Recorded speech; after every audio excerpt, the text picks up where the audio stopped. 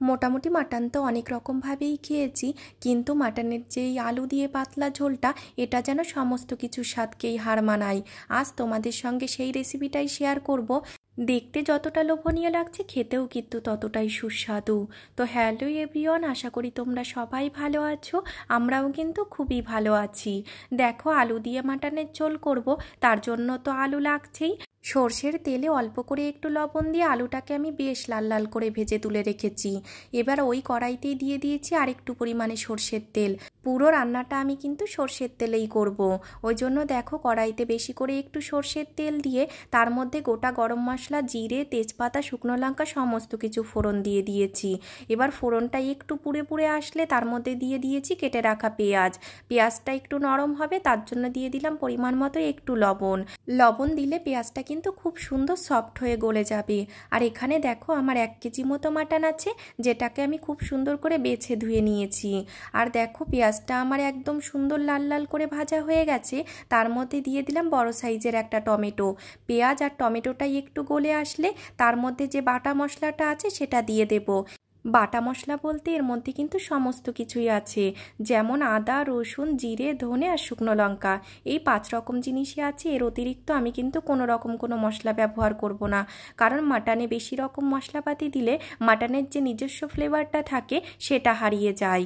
দেখো, মশলাটা দিয়ে ভালো করে একটু নাড়াচাড়া করে তার মধ্যে দিয়ে দেব পরিমাণ মতো একটু লবণ আর পরিমাণ মতো একটু হলুদ। এছাড়া আমি কিন্তু এখানে কোনো অতিরিক্ত মশলা ব্যবহার করব না।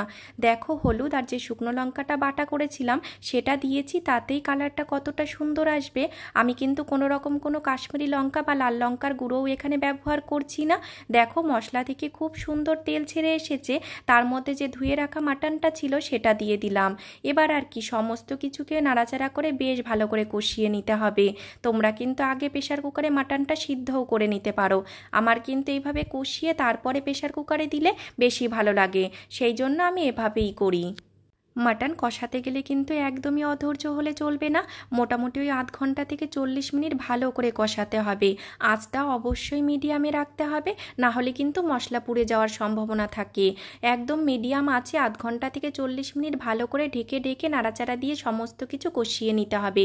তাহলে দেখবি খুব সুন্দর কষানোও হয়ে যাবে আর সমস্ত কিছু থেকে খুব সুন্দর তেলও ছেড়ে আসবে। মাটনটা নিজস্বই যেহেতু একটা তেল চর্বি জাতীয় জিনিস, সেই জন্য কিন্তু মাটন রান্না করতেও খুব তেল লাগে না। প্রথমে তো দেখলেই আমি কি পরিমাণে সর্ষের তেল দিয়েছি, ওইটুকু সর্ষের তেলেই আমার পুরো 1 কেজি মাটন রান্না হয়ে যাবে। দেখো, আমার কিন্তু মাটনটা খুব সুন্দর কষানো হয়ে গেছে আর খুব সুন্দর তেলও ছেড়ে এসেছে। দেখে নিশ্চয়ই তোমরা বুঝতেই পারছো। আর দেখো, ওখান থেকে আমি চর্বিটাকে সাইড করে দিয়েছি। চর্বি কিন্তু আমি কুকারে দেবো না, তাহলে কিন্তু চর্বি একদম গলে গিয়ে একাকার হয়ে যাবে। শুধুমাত্র যে মাটনের পিসগুলো আছে, মানে মাংসটা, সেটাকেই আমি কুকারে দেব প্রথমে। চর্বিটাও দেব অবশ্য, সেটা তোমাদের কখন দিতে হবে পরে অবশ্যই বলছি।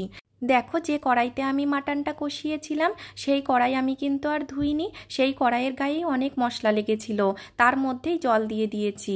মাটনে কিন্তু একদম ঠান্ডা জল ব্যবহার করা যাবে না। সেই কড়াইতে পরিমাণ মতো একটু জল দিয়ে ভালো করে ফুটিয়ে নিয়েছি। এবার দিয়ে দিয়েছি পরিমাণ মতো, যেটুকু তোমরা ঝোল রাখবে সেইভাবে জল দিয়ে দেবে। দেখো, আমি যেহেতু এখানে 1 কেজি মাটন, সেই পরিমাণেই একটু ঝোল ঝোল করব। আর পরে যেহেতু আলু দিতে হবে, সেই জন্য একটু জলটা বেশিই রাখবে। দেখো, একটা সিটি দেওয়ার পরে আমি দিয়ে দিলাম আলু আর যে চর্বিটা রেখেছিলাম সেই চর্বিটা।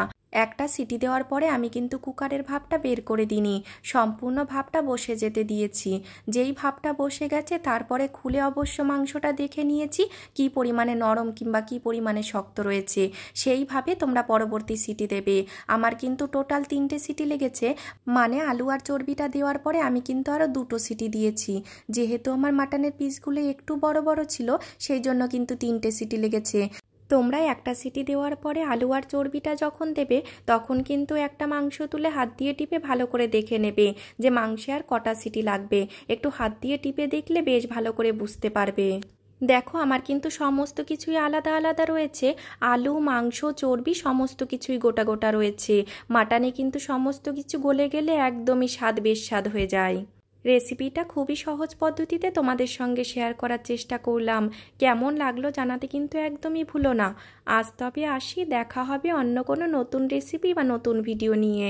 সম্পূর্ণ ভিডিওটিতে পাশে থাকার জন্য অনেক অনেক ধন্যবাদ।